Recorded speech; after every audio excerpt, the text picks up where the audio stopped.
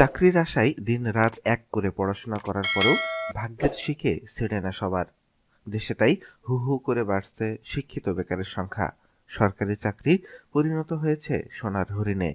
তবে পয়সা থাকলেই এসব চাকরি নাগালের মধ্যে এনে দিয়ে অলৌকিক এক চরিত্রে পরিণত হয়েছেন সৈয়দ আবেদ আলী। সরকারি কর্ম কমিশনের সাবেক এই গাড়ি চালক প্রশ্নফাঁসের মাধ্যমে অযোগ্য বহু প্রার্থীরই যে ভাগ্য বদলিয়েছেন শুধু তাই নয়, গড়েছেন নিজের ভাগ্য।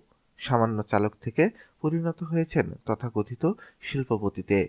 প্রশ্নফাঁসের টাকা সাদা করতে খোলেন একের পর এক অস্তিত্বহীন প্রতিষ্ঠান। এমনকি প্রশ্নফাঁসের টাকা নিতে আত্মীয়-স্বজনের নামে অ্যাকাউন্ট খুলে পরিচালনা করতেন নিজেই।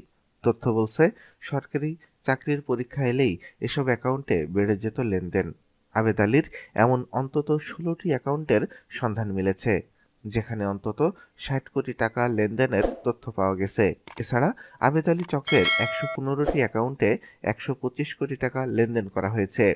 আবেদ আলীর প্রশ্নফাঁসের চক্রটিতে আওয়ামী লীগ নেতা মিজানুর রহমান, ব্যবসায়ী আতিকুল ইসলাম ও বিপাশ চাকমা, ছাত্রলীগ নেতা কামরুজ্জামান সুইট, মাহবুবুর রহমান দীপু সহ পিএসসির প্রায় ১ ডজন কর্মকর্তা-কর্মচারীর খোঁজ পেয়েছে পুলিশের অপরাধ তদন্ত বিভাগ।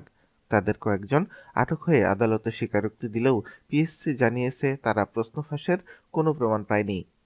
তবে সাংবাদিকদের অনুসন্ধানে আবেদ আলীর প্রশ্নের কেনাবেচার বিশদ চিত্র ফুটে উঠেছে। খোঁজ নিয়ে জানা গেছে, প্রাথমিকভাবে প্রশ্নফাঁসের লেনদেনে জড়িত এমন অন্তত ১১৫টি ব্যাংক অ্যাকাউন্ট চিহ্নিত করেছে কেন্দ্রীয় ব্যাংকের আর্থিক গোয়েন্দা সংস্থা। বর্তমানে স্থগিত এসব অ্যাকাউন্টে ১২৫ কোটি ৩০,২৭,৯৫০ টাকা লেনদেনের তথ্য পাওয়া গেছে, যার মধ্যে অর্ধেকই আবেদ আলী, তার স্ত্রী, সন্তান ও অস্তিত্বহীন প্রতিষ্ঠানের নামে। অনুসন্ধানে নেমে আবেদ আলীর এই চক্রে ঢাকা প্রকৌশল ও প্রযুক্তি বিশ্ববিদ্যালয় শাখা ছাত্রলীগের সাধারণ সম্পাদক মাহমুদ হাসান মান্নারও সম্পৃক্ততা পেয়েছেন সাংবাদিকরা। নথিপত্র বলছে, পরিবারের অন্য সদস্যদের নামে ৭টি ব্যাংকে ২০টির বেশি অ্যাকাউন্ট খুলেছিলেন আবেদ আলী।